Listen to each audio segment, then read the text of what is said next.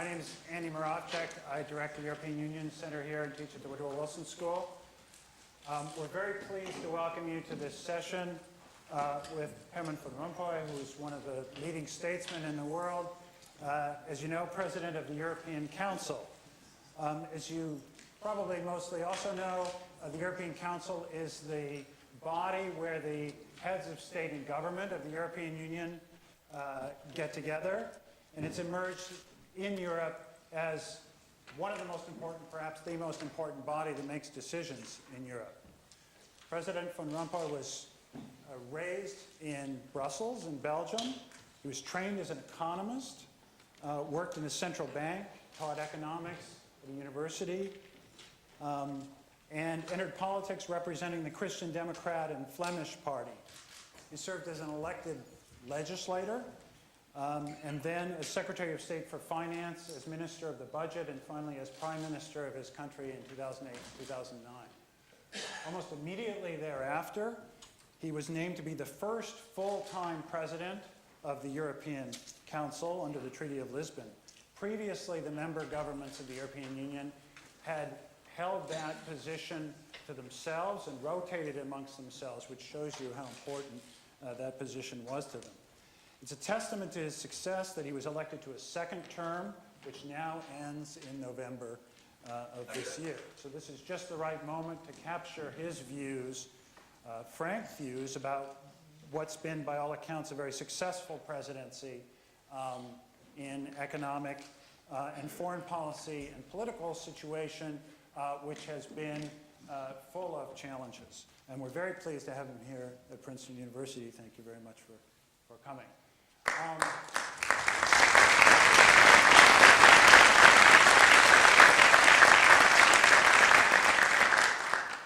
We've gathered a panel of people to do a slightly unorthodox format here. Rather than a lecture in the standard mode, we're going to pose questions and then open it up to the audience for you to pose questions. And we have, in addition to myself, two eminent experts on Europe to help us do that.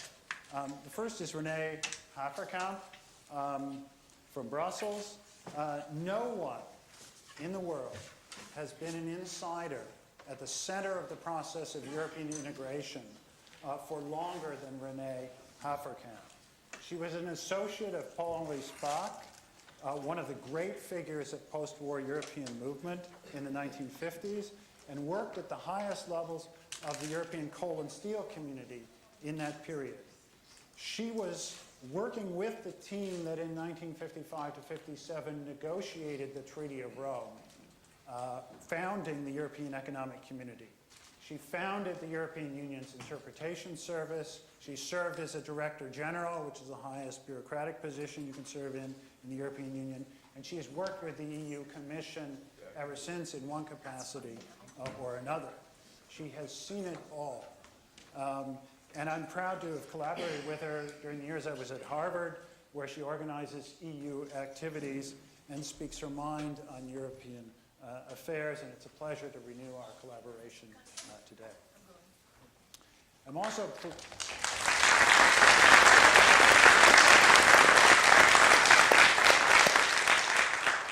pleased to welcome another former colleague, Peter Hall, who teaches government at Harvard University, where he's Krupp Foundation Professor of European Studies. He has directed also the Center for European Studies there.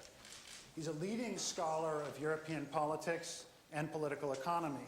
And among his many books and myriad articles on many topics, notably macro and microeconomic policies, perhaps best known for elaborating the theoretical concept of varieties of capitalism. The notion that each nation has a distinctive set of institutional capacities which permit it to do certain things better or worse or differently than other nations in the world economy. And it's nice to welcome him this year as a fellow at PIIRS and on this panel. So thank you very much.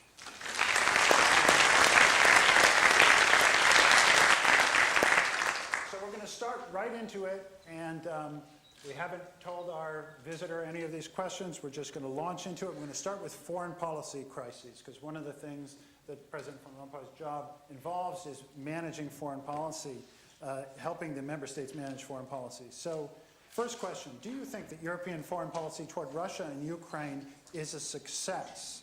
For example, do you think that the current policy of economic sanctions toward Russia and trade agreements toward Ukraine is likely to succeed? Or could this policy be more united and successful if it were done some other way?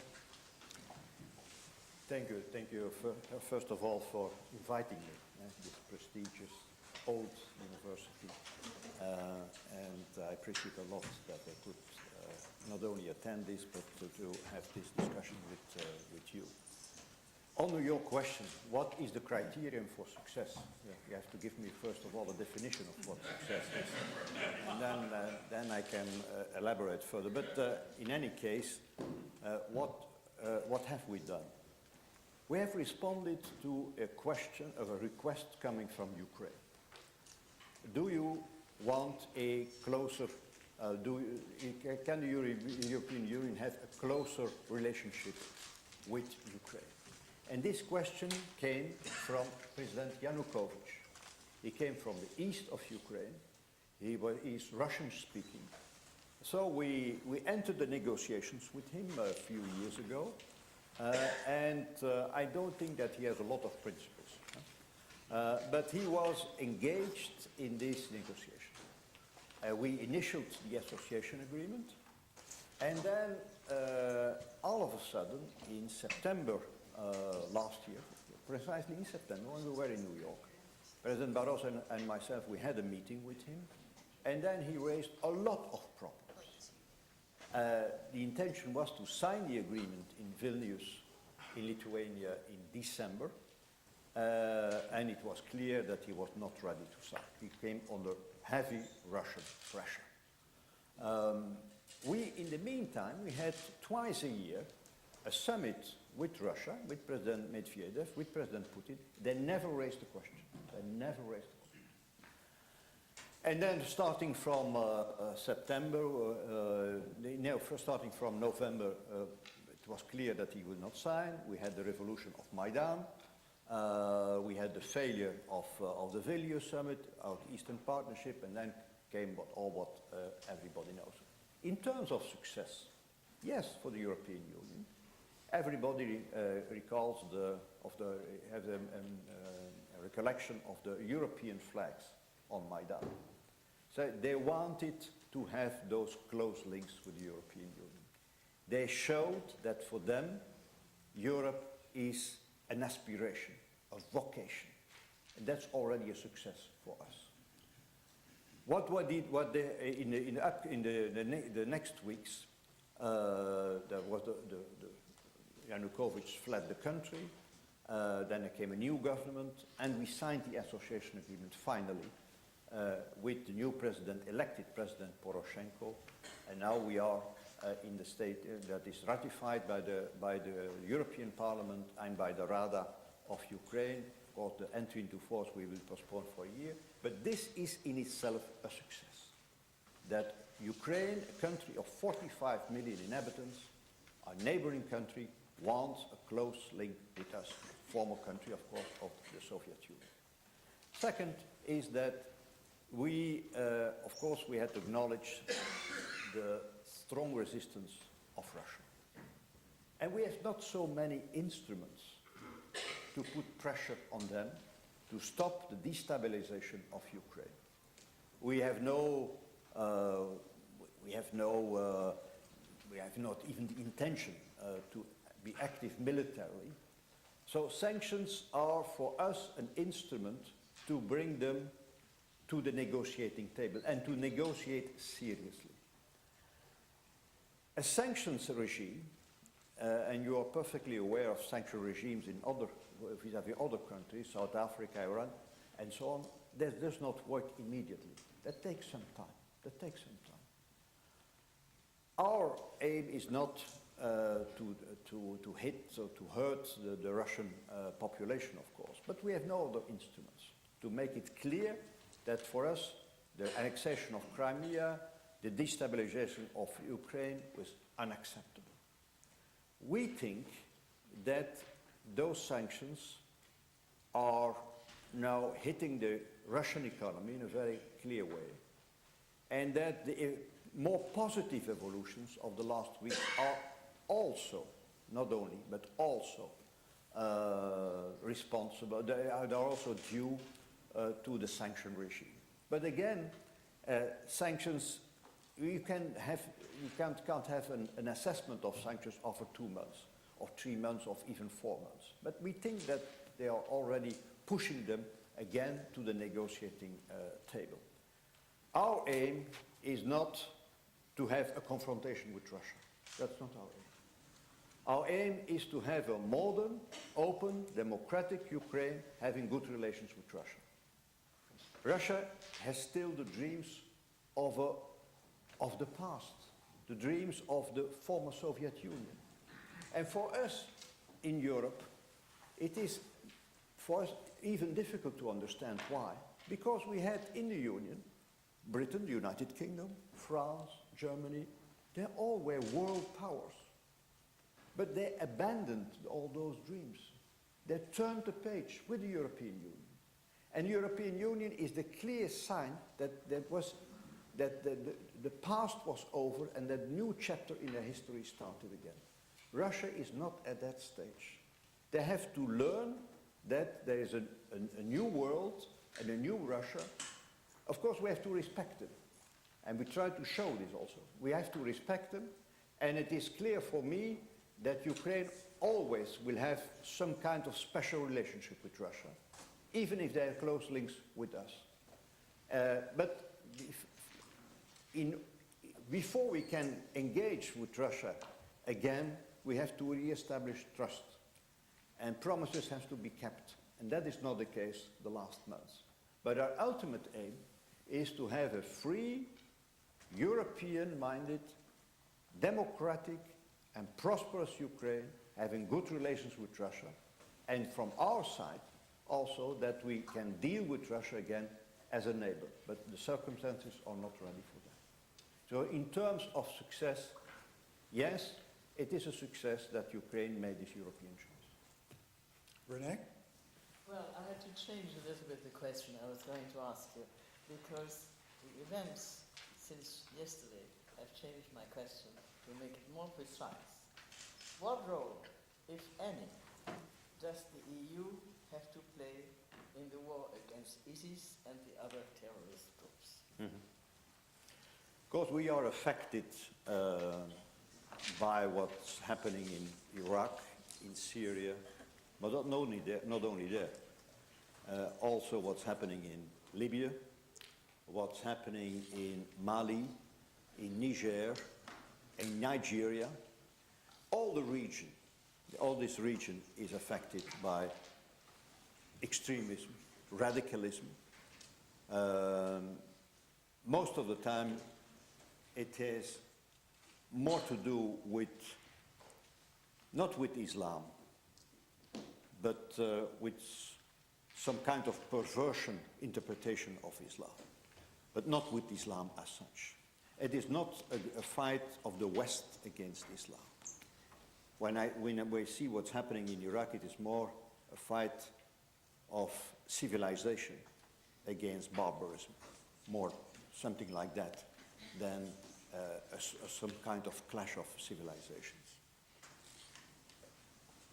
What we are doing is to work with the United States, with others, with Arab countries, absolutely key in all this, because it is not a fight of the West against some Arab countries or more specific countries. We need a much broader alliance. And we of course, we welcome what United States and allies are doing these days and even yesterday. And we are contributing to this militarily, because we allowed not allowed, we applaud it, or we welcome, that's the better word, the arms deliveries of some of our member states to some of the countries, Kurdish regional authorities and others. Don't forget that this is a competence of our member states, not the competence of the European Union as such. Even military actions are a competence of the member states. We discuss it, we give the support of the European Union, but ultimately it is their responsibility. So this is a crucial fight. We have to ask the question from who is responsible for all this, and so that's for later. And that's for later. How could it come so far?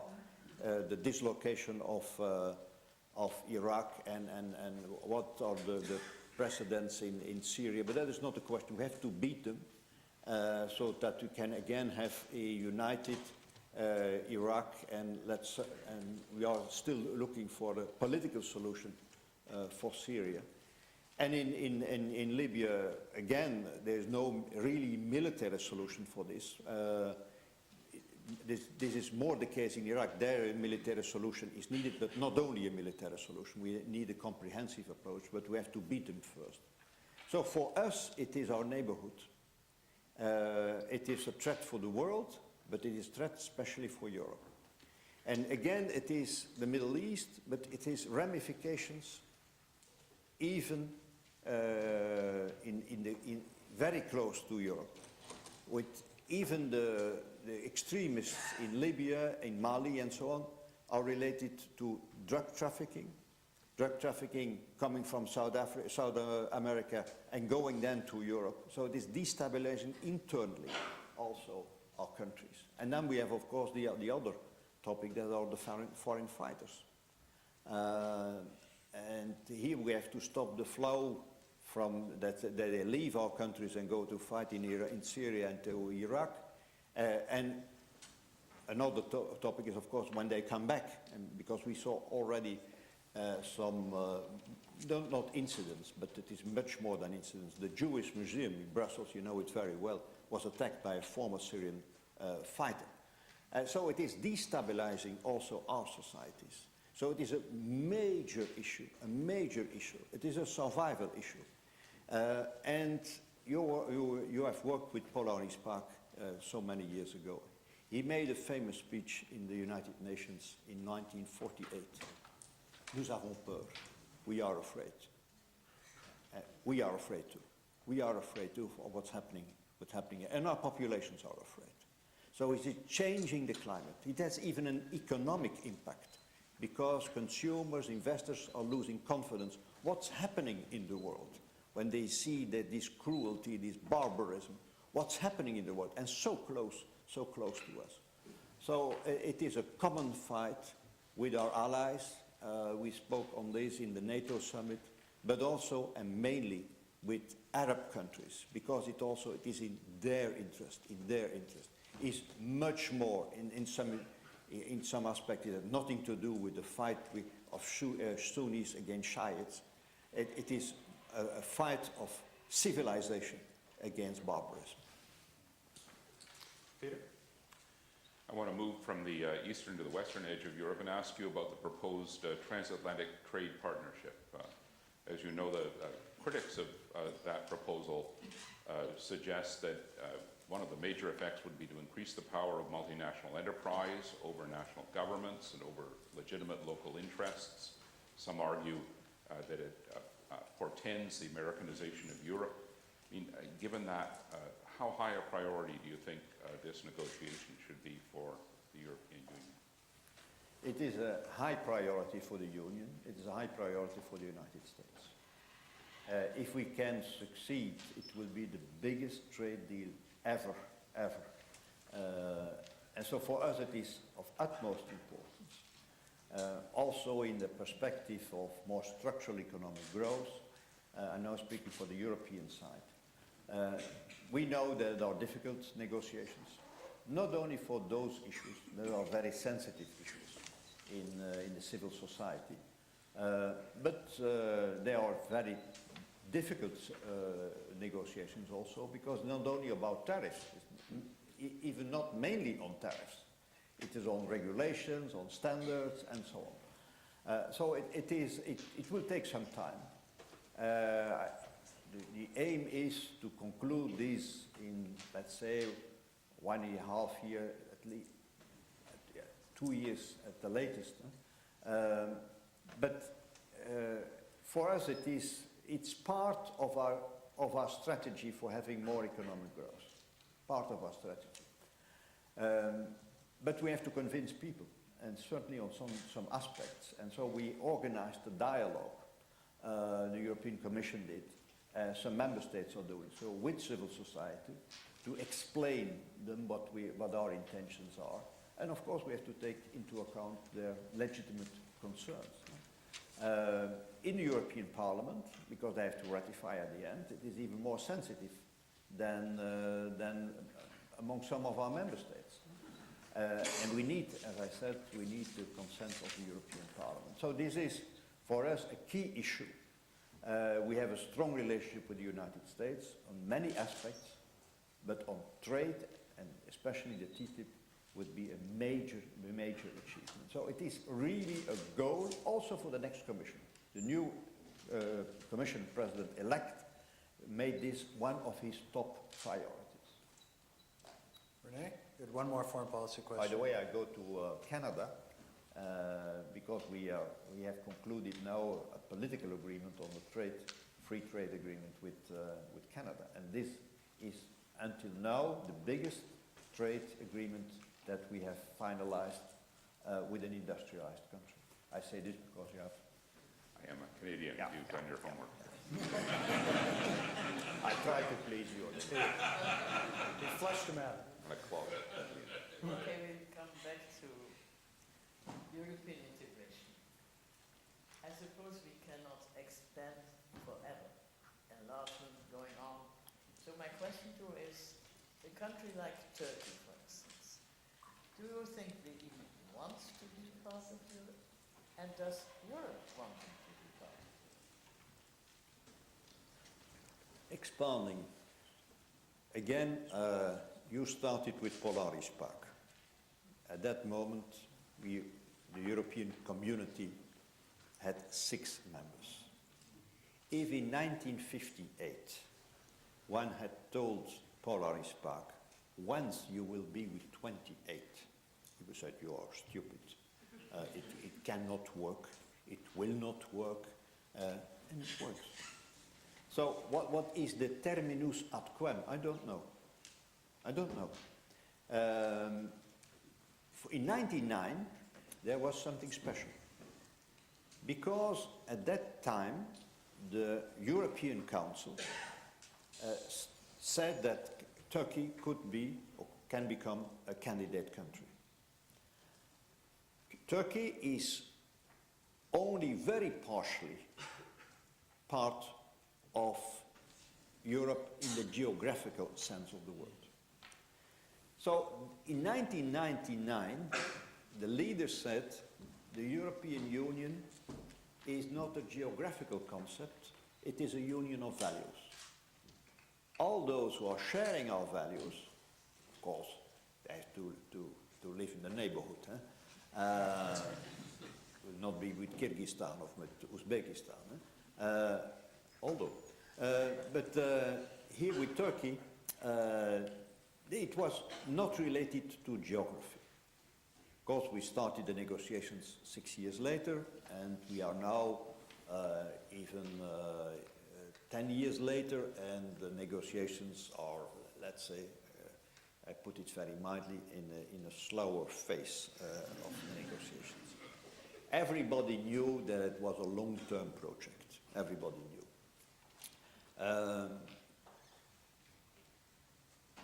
I was in Ankara a year ago, and we opened a new chapter. At that time, and I said it also in a book I've just written that I recommend you strongly. Europe in the Storm. And Prime Minister Erdogan at that time said, Mr. Van Rompuy said, I have only 3 words. Chapters, chapters, chapters. He didn't say membership, membership, membership. It is a process. It is a process. And we'll see where it brings us. But Turkey is an important country, economically, politically, militarily, surely in these days even more than in the past. We have strong trade relations with them, investment relations with them. They want to come closer to us. And therefore, keeping the process going on is from utmost importance. Again, where it brings us, that's something else. That's something else. And I think they have not made up their mind. And as you know, in our member states also, not everybody have the same ideas on all this. But we are still in a negotiating phase, and that I consider as important. The process is not interrupted. So let's turn to economics, another area of recent crisis. So increasingly, economists seem to think that if the euro is to avoid imposing permanent or semi-permanent austerity on the weaker countries, it needs to be radically reformed, something like fiscal transfers of 5 or 10% of GDP to the weaker countries. Do you support this kind of thing? And if not, can you realistically ask Europeans to accept the euro? You have, for having a monetary union, you have minimal conditions and you have also maximum conditions. But you have also minimum conditions. We started the euro as a political project. We started it as a political project in the period of the German reunification. And at that time I was president of my party, the Flemish Christian Democrats, and I was part of the European People's Party. Because the leader, de facto leader of this party was Chancellor Helmut Kohl. And I hear him telling us, I want a united Germany in a federal Europe. I'm quoting Helmut Kohl. When I say that I'm in favor of a federal Europe, I create problems with some of my member states. I'm quoting Helmut Kohl.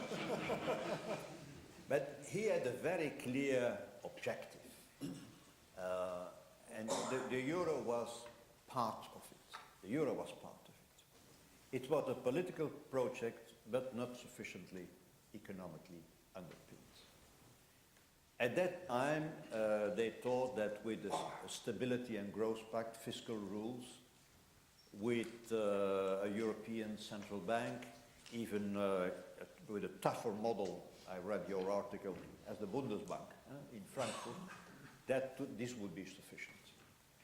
When I took office the 1st of December 2009, after 2 weeks, civil servants, bureaucrats, as they call it, they came to me and said, Mr. President, we have a big problem. It could be that Greece has no access to the markets anymore in a few months. What to do? There was nothing in the toolbox. There were no rescue funds. There were no monitoring mechanism. There were no fiscal rules anymore because they were undermined by what happened in 2003 when France and Germany said they could have suffered from sanctions and then changed the rules. So there were no strict fiscal rules anymore. There was certainly no banking union, there was almost nothing. And so we have to build up all this during the Eurozone crisis. We had to build a boat in the midst of a storm. It took us 2 years to build that boat and to restore confidence so that the existential threat to the Eurozone disappeared. Some are saying, oh, it is only temporary. We'll see. A lot of them discussed during the period 2010, 2011, 2012 even, not on the collapse of the Eurozone. That was for sure. It was only on the date. That was the big discussion. So we overcame all this, we survived all this, and we built all those new instruments and we completed the architecture. But if you ask me, and you did, is this sufficient for a stable Eurozone in the upcoming decades? I fully agree with you. We need more. And again, I recommend you an interesting document written by the President of the European Council, the President of the European Commission, the President of the Central Bank, and the President of the Eurogroup, and that was discussed in the European Council 1.5 years ago, and it was giving a longer-term view on what the Economic and Monetary Union should be, and what we still have to do. I have to say very frankly that for that kind of ideas you are just developing, you find it we find proposals in that sense.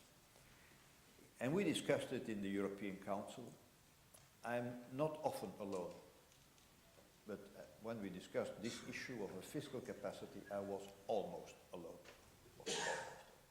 After all what happened, at that time, the leaders found it that it was enough. So solidarity via the European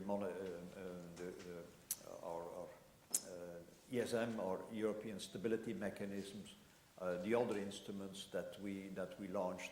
And so let us organize a pause and then we see later on. But I don't agree. We have to work and to continue to work on this. My successor will have to take it up. He will have, most likely, not the main asset I had, the crisis.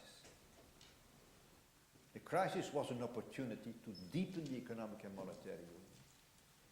Without the crisis, without this pressure, it's sometimes much more difficult to get all the 28 member states or the 90 member states of the Eurozone there. So I wish him a lot of success. I support him, and I don't wish him a crisis. But you need from time to time, let's say, this sense of urgency to make a qualitative jump forward. But I fully agree with you that we achieved a lot, but we have to do more to have a stable Eurozone for the upcoming decade. There is one positive side also. Not only that the existential threat is over, but we are welcoming new members of the Eurozone, even in the midst of the crisis. Estonia, Latvia, Lithuania. Now the discussion is going on in Poland. So the club is still sexy. You can imagine. The club is still sexy. After all what happened, I consider this as a major success. Next question on on the euro.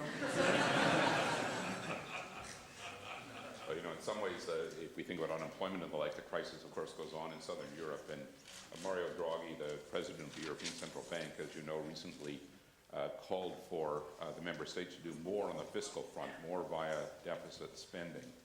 I wonder if you think this is desirable and if you think it's politically possible, and if possible, well, how so, given that it's not happening? Yeah. First of all, Mario Draghi put a lot of nuances in what he said. So you cannot say bluntly that he was for deficit spending. Not at all. We had something in common, Mario Draghi and myself. We were raised by the Jesuits. So we are used to make distinguos.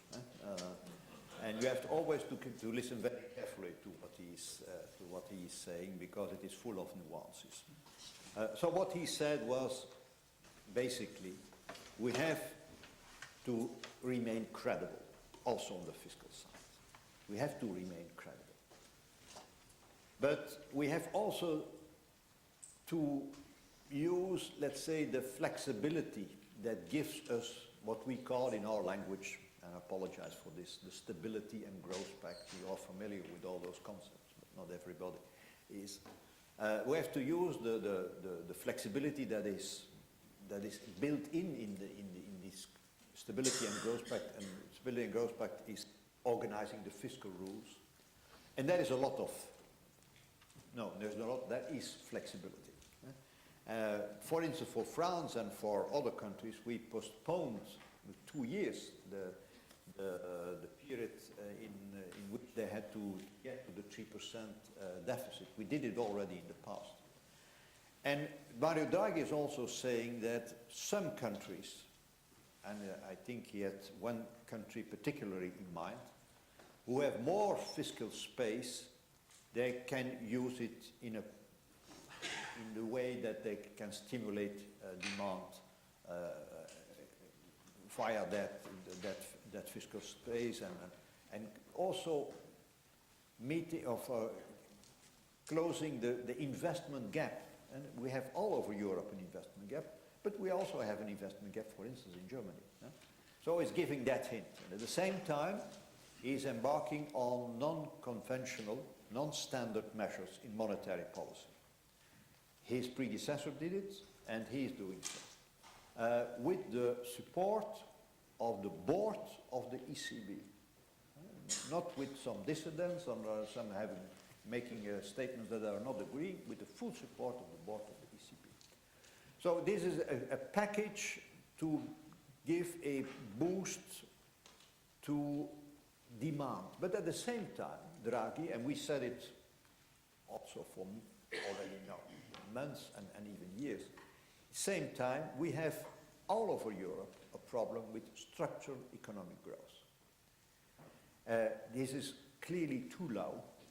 We have a structural economic growth of 1.5%, 2%, even now 1 to 1.5%, even in Germany. It's also to do with the lack of competitiveness, aging of the population, and so on. So we have to launch and to implement structural reforms in the labor market, in the product market, not only in industry, but also in services, in some professions and so on, in the pension system. In the countries under program, Portugal, Greece, Ireland, they achieved already a lot.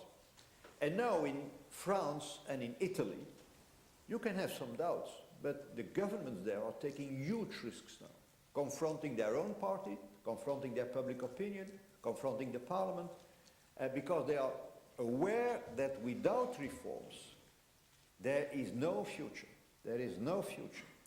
There is no future on the labor market, and there is no future for their economies. So you can have a boost on demand in the ways I just described, but at the same time, you have to reform profoundly your economy. And that's mainly a task for the member states. So we can, with the European Council, give a stimulus, an orientation.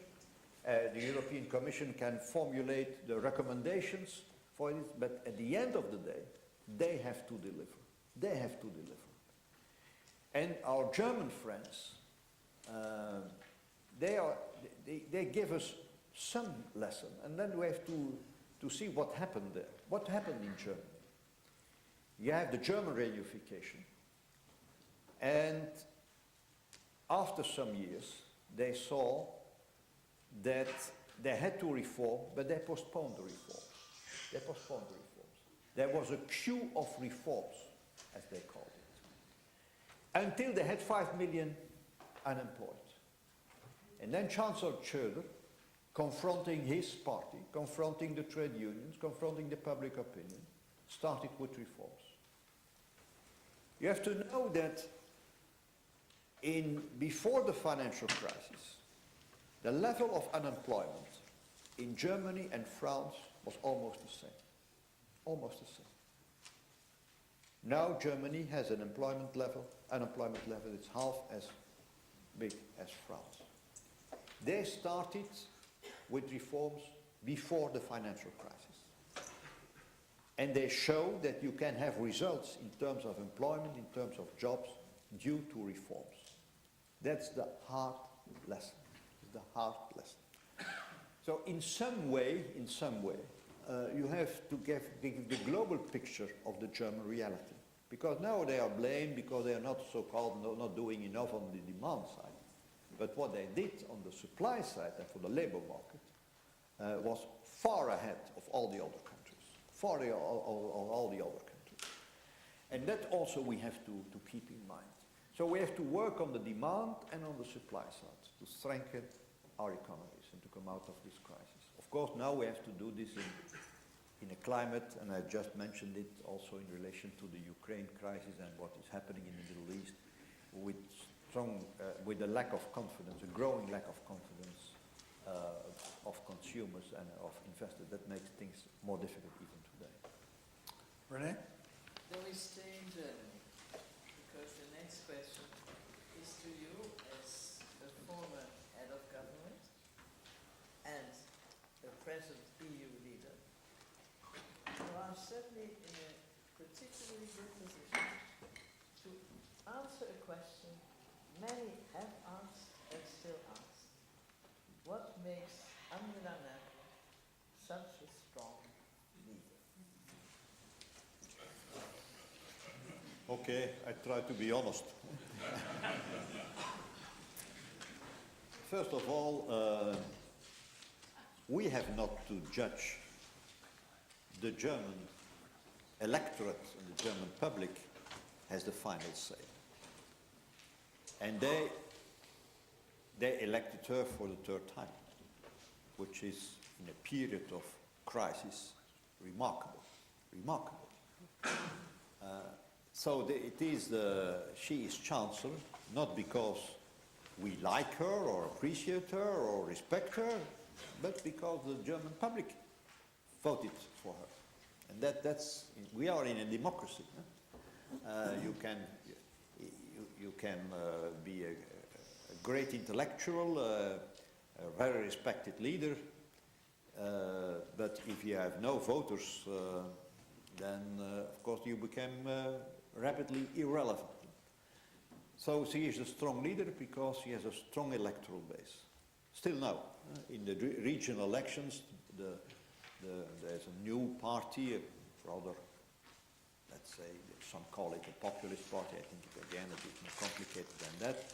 But it is a party with a Eurosceptical program, 10% in the results in some regions. But the CDU is still there and it's not affected by the rise of that party. So that shows that she still has a very strong position. Second is that Germany, traditionally, of course, has a strong position in Europe. Don't forget that in the 60s already, we had a continuous appreciation of the Dutch mark, continuously. And the rest could follow it, or most of the countries de facto devalued vis-à-vis the Dutch mark. We have this period after the reunification that was, let's say that their economic performances were not as strong as before. But the German economy since the 60s is the most competitive economy in the European community and in the European Union. So Germany played for decades now a very important role in the community and in the union, economically speaking. That's a second element. The role that Helmut Kohl played during the 18 years of his mandate was gigantic. And everybody acknowledged this role, not only due to the German unification, but even before. He played a major role in Europe. Then a second element is the Germany as such. Third element is that Angela Merkel and the German public opinion, and also this is not very well known, let's say here in the United States, but even in Europe it's not very well known, are engaged Europeans. Engaged Europeans. This is due to history. They draw the lessons from history. until today, even the younger generation. And speaking on Europe is not unusual in Germany. When you are in some other countries, neighboring countries, when you dare to speak positively on the European Union, you have a problem. You can have a problem. In Germany, you can speak freely, criticizing, but also showing all the merits of what the Union achieved since the start 60 years ago. I received a few months ago the Charlemagne Prize in Aachen. Well, this is just unthinkable in another country. The kind of ceremony you have, the publicity, the media attendance. Europe is still in the hearts and the minds of Germany. And this makes German politicians also engaged in European politics. The Chancellor, she and her predecessor, but she now especially, are investing time and energy in the European Union. Of course, and that's my last point, the German public opinion is a special opinion in the sense that they draw also the lessons from past inflation. They draw the lessons of what went wrong with some policies in the 30s, for instance. So they have let's say, a rather orthodox view on what monetary policy and what economic policy should be. But even then, Germany and its Chancellor and the government succeeded in convincing the German public opinion, who was reluctant, to show solidarity with Greece, with Portugal, with Ireland, taking risks with taxpayers' money. Of course, they had to convince their public opinion, showing also, and there I agree with what you read 2 or 3 years ago in Foreign Affairs, showing also that it is in the German interest, that the European interest and the German interest coincide. So it then makes it also relevant when you can develop that kind of reasoning in front of your public. But you have to take into account all those elements to understand why this Chancellor is playing such an important role in the European Union. And this is not only due to a person, it is also related to a person, but let's say you have to see the global picture of the role of Germany in the last decades, economically and politically, in the European Union. So before we open it up, we want to close with two more personal questions. So you see there's a lot of students up here, and most of these people being at the Woodrow Wilson School are people who want to be politicians or civil servants or members of civil society. So what should they learn and experience in order to be successful at this? You studied economics and philosophy. Are these the things that they should know, or should they know something else? What do you think, based on your experience? That's a very difficult question. Of course, you have to love politics. Some asked me, when did you start your political career? I always said I was born in politics. I never did something else. I was interested in politics when I was 9, 10 years old. But I think there's a special case. I don't recommend it, but it is also, let's say, you create some climate around you.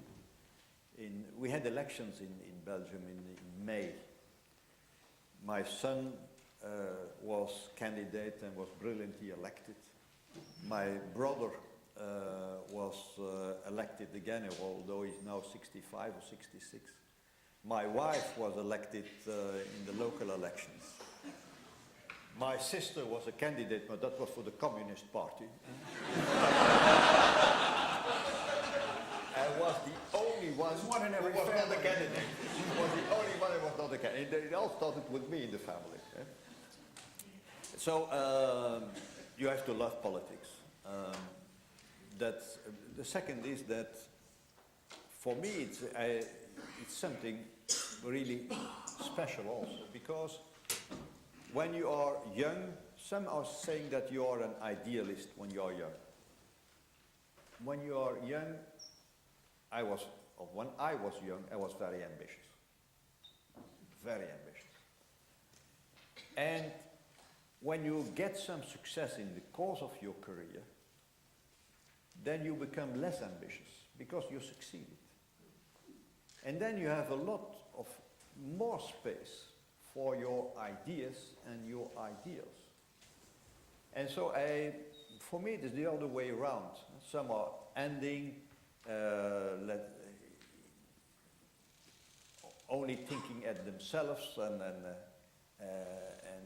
trying to prolong their career because they cannot stop and they cannot live without politics.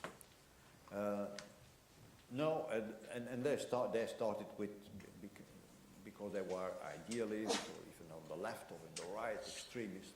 I was a moderate all my life, and so in the last tasks I had as a Prime Minister and as President of the European Council, I could devote myself to what I considered as the common interest. The national for my country and the European interest. Because I was freed from all those looking for the development of your own ego. I was already satisfied with what I had achieved. So there was a lot of room and space to think in other things. And so I will leave politics, not as a bitter man, but as John F. Kennedy said in his famous speech in 1961, with a good conscience, our only sure reward. With history, the final judge of our deeds. Let us lead the land we love. And that's why I will end my career. Good. Well, it's hard to top that.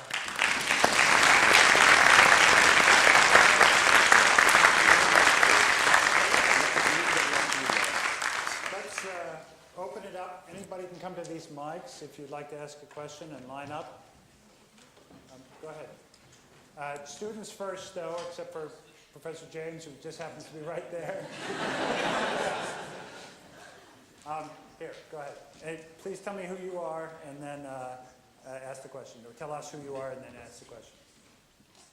Mr. President Van Rompuy, thank you very much for your talk. My name is Idir Aitahalia. I'm a freshman at Princeton who wants to concentrate in economics. And my question was, considering what happened in Scotland last week, a referendum that was very hyped up, but turned out actually to have not just to fail, but by a bigger margin than most analysts predicted. Do you think independence movements in Europe and places like Spain or South Tyrol and Italy will sort of calm down in the coming years? Or some regions in Spain, for example, will sort of retry to do what Scotland was unable to do? You didn't say anything about that. No. But every case, every country is specific. Some are saying, yeah, when the vote would have been positive for independence then in Scotland, it would trigger independence movements elsewhere in Europe. In Catalonia, in some way they don't need the President of Scotland for asking for parts of the Catalonian society for more independence. They have a specific problem because the constitution doesn't allow the organization of referenda, and so the government will go, and they announced it to the Constitutional Court when the government of Catalonia would decide on, and the parliament will decide on a referendum, so they have constitutional constraints. But this is a different case, because let's say the position of Catalonia in Spain is for decades, even for centuries, different, a very special. My country, we have the biggest party is in Flanders and in the country now is a separatist party. But at the same time we are negotiating with them on the on a federal government without a program on reform of the state. So you can compare this. Huh? Some are saying, oh, Flanders will take an appetite because of what could happen in Scotland. No, they are negotiating with us and with other traditional parties the formation of a federal government without, at this stage, a program of further federalism, further reform of the state. So I'm not sure that a precedent in Scotland would automatically trigger other cases all over Europe. But we have to be aware, to be fully aware, that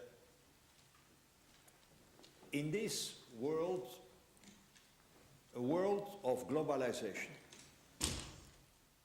a world of large parts of society having fear and doubts about the future, all due to globalization or even in general, even philosophically. Where are we going? What is the meaning of life? What kind of stable relationship we can have? Where are our roots? So it is a problem of globalization. There's also a problem of civilization. So in this world, combined with the economic crisis, people are looking for identity. People are looking for identity. And some are looking for identity in religion. That explains partially what's happening in other parts of the world. And some are looking for identity on a national basis. And that explains the upcoming of nationalism. There is nothing wrong with identity. If it is an identity that is a positive one. I'm proud to be Scottish. I'm proud to be Flemish. I'm proud to be Catalan. When it becomes difficult is when you develop your identity vis-à-vis the others. And that you find the others opponents, even enemies. Then we have a problem. Then we have a problem. So we have to recognize more than in the past also national identities, because it's part of life. You belong to something, but we have to make an effort also, and the European Union is built on this, that this identity doesn't turn into a negative identity, that we can show that we have unity in diversity. And it's not, I'm not speaking as a naive person or very idealistic, not at all. I come from a country and a community who developed its own identity. And I belong to that group of people who said, let's deepening in my country federalism, but not breaking up the country. It takes some efforts. It is sometimes much more easy to be very polarized, very clear. Sometimes it's easy to be extreme. Keeping the balance takes an effort, and the European Union is built on that. Thank you, sir. I wanted to ask, if I may, President Van Rompuy, follow up to your very interesting answer to Professor Hall's point. Over the weekend, at the G20 Finance Ministers meeting in Australia, Treasury Secretary Jack Lew said that Europe and the United States had fundamentally different economic philosophies.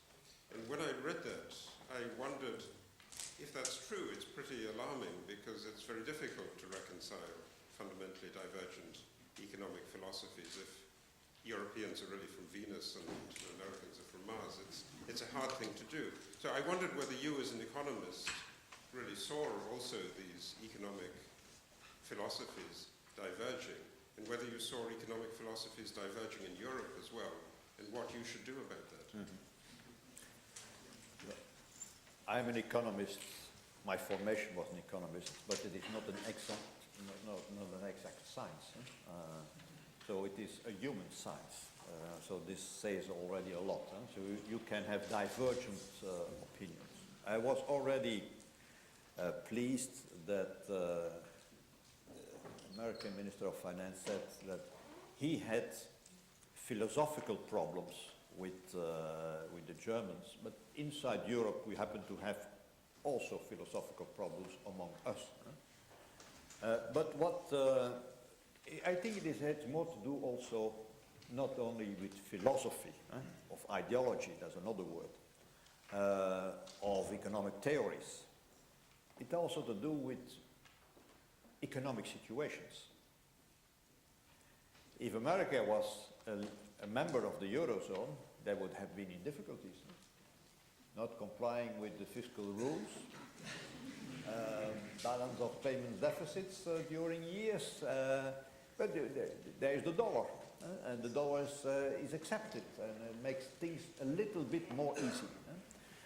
So we are living in two different worlds also, with constraints, different constraints, but also with different possibilities. And still, in the long history of the post-war period, the history of the dollar and the American economy is a very special history and gives us some room of maneuver in, that other countries didn't have. I don't think that it is a that we have in Europe a fundamental opposition, a fundamental divergence of views on what happens. We know, all of us, that we have to do much more in terms of structural reforms. There is a broad consensus on this. The political difficulty, you cannot underestimate the political difficulties, that's something else. There's a broad consensus that we have to enhance our structural economic growth via all kinds of structural reforms. I think there is a broad consensus on monetary policy. What the central bank is doing, and I know that in some circles of economists in some countries, they have different opinions, but I'm speaking now on mainstream, among political leaders, and even inside the European Central Bank, there is a broad consensus on what monetary policy can do, and the new initiatives that are taken, and the new ones who will come in the future. There is also, let's say, a broad consensus that you can't solve the sovereign debt crisis, although the problem is more than sovereign debt, that you can not solve the sovereign debt crisis by creating more debt. Nobody is asking for somebody to embark on deficit spending. But the question is, do you really need a surplus on your budget? And for the countries, having a deficit is not the question, and there also is a big consensus on it. If you have to start with enhancing or increasing the deficit, not at all. It is what is the right pace for bringing the deficit and the public debt level down. What is the right pace? Is it 1.3 per year structural deficit, decreasing structural deficit, or is it 0.5 or 0.6? So I don't overestimate the degree of divergence even inside the European Union. And I think there is a growing consensus that we have to meet the investment gap, that some countries need more time to put their fiscal house in order. And there is a growing consensus among the countries that all of them, without any exception, not only the countries what we call on the program, but all of them have to start with structural reforms. I'm not giving you a too positive picture of this, but don't exaggerate the divergences inside Europe on economic policies. When you have a close look at it, there is much more consensus than most people think. Yes. My name is Connor Pfeiffer. I'm a freshman here at Princeton. President Van Rompuy, earlier you talked about how appealing EU membership is to countries that aren't in the European Union. However, there's a conservative government in the United Kingdom that intends to hold a referendum on EU membership and could push for the UK to leave the European Union within the next decade. How would the EU be affected by the potential departure of the United Kingdom, and how does the recent rise of Euroscepticism in the EU member states concern you? I give you a lesson in politics. Never answer hypothetical questions. If this happens, what should you do? It will not happen.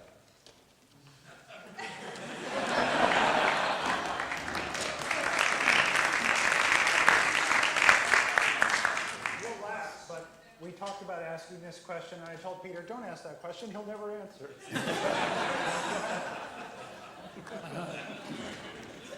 My name is Robert Wisniewski and I'm from Brussels. And I was a colleague of Polaris Park. And he headed the committee in Rome in 1958 that created the concept of the European Union. And when he came back, I was Polytechnic school, we had a small dinner and invited him and to tell us what his concept was, what had happened, etc. And so he described his views of what Europe should be, which was not understood by everybody, and of the difficulties. And one of the difficulties that still is today is the tariffs, in particular tariffs between bananas from South America and Germany that sells cars in exchange. And the thing was going on and on and on. And at one point, said Polaris Park, he said, I stood up and I said, bring me my coat. Kom op mon paletot, as Madame Haferkamp said well. And they said, why? Well, I'll call the press and tell them that Europe cannot be because of the bananas. Because of? Because of bananas. The tariff on the bananas that nobody could agree on. And so anyway, I said, okay, we'll settle that question. But then he stood up and said, I'll call a press conference and tell them that Europe cannot be because of the bananas. His words. Mm-hmm. Last question.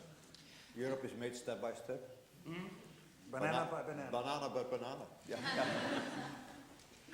My name is Matthias Rosbach. I'm a visiting researcher here at LAPA and a PhD student at Humboldt University Berlin. Mr. President, I have a question regarding the recent election of the President of the European Commission. Mm-hmm. So Article 17 of the EU Treaty specifies that the European Council proposes a President of the European Commission, taking into consideration the elections of the European Parliament. So finally, a president was proposed, but there had been extreme political pressure by the European Parliament before. So the Parliament tried to put through its candidate and finally succeeded to do this. So my question is, how do you evaluate this process in retrospect? Some people thought that these events have been a precedent for future cases, that it could never happen again that a European Council proposes a President of the Commission against the will of the European Parliament. Do you agree with that? And finally, do you think that this whole process which happened has any negative implications towards the relationship between the EU and Great Britain, because some people perceived Britain to be a loser of this process? Mm-hmm. I was not very much in favor of the procedure, and put it very mildly. I was strongly opposed to it. But it happened, so it's a fact of life, and we made the best of it. But it was not a fight between the European Council of Prime Ministers, of heads of state and of government, and the European Parliament. Why not? Because the decision in the European Council, we took the decision rather easily, But why was it not a fight? Because all the leaders are members of their political party. And I give you the political party I know best, the European People's Party, the most important one in the European Parliament. And there are 13 prime ministers, member of the Bureau of the European People's Party. And the same happened in the socialist group. And we decided at a certain moment, with the consent of all the prime ministers, that the former Luxembourg prime minister would be our candidate for the European Commission. So the leaders were fully involved in the process within their party. And the same happened in the socialist family. Everybody knew that it would be either a Christian Democrat or a conservative, either a social democrat or a socialist. One of the problems of the United Kingdom and the conservative government of the United Kingdom is that they have no political party strong enough to have a candidate that whatsoever has a chance to become president of the European Commission. So there's a party political problem also, not mainly, but also. So when we had to take the decision in the European Council, there was some kind of understanding between the political parties that the candidate of the strongest political party has the first right to look for a majority in the European Parliament. And there was an understanding between the Social Democrats and the Christian Democrats that the candidate who won the elections would have the support of the other party. And that happened. That happened. So in the European Council, it was not a big discussion. Of course, we had that very specific problem with the United Kingdom, party political problem, and because the personality of Jean-Claude Juncker was described in this even worse than a caricature, in a caricatural way, in the British media.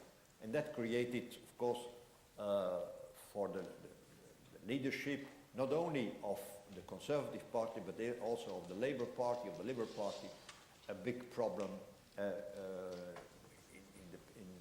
the person of Jean-Claude Juncker. But we voted in the European Council. That's the only moment we voted the last 5 years. We can vote, and we voted, and there was an overwhelming majority in favor of Mr. Juncker. He became later on the President of the Commission. So the process is more complicated than only a fight between the Parliament and the Council. No, the leaders are involved in their political party, and that made a lot of difference. We will evaluate this process. In my view, it will be very difficult to change it, but we will evaluate, and we have even a written conclusion of the European Council that we will do so.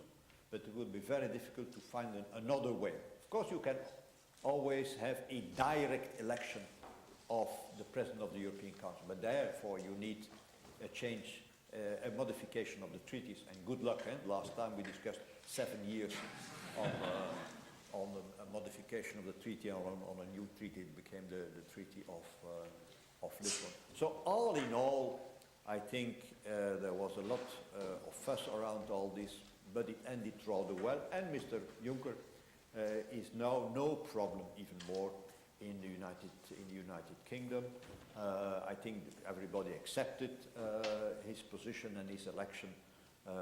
And when we elected the President of the European Council, I took the initiative to say, now look, we can elect my successor via a qualified majority.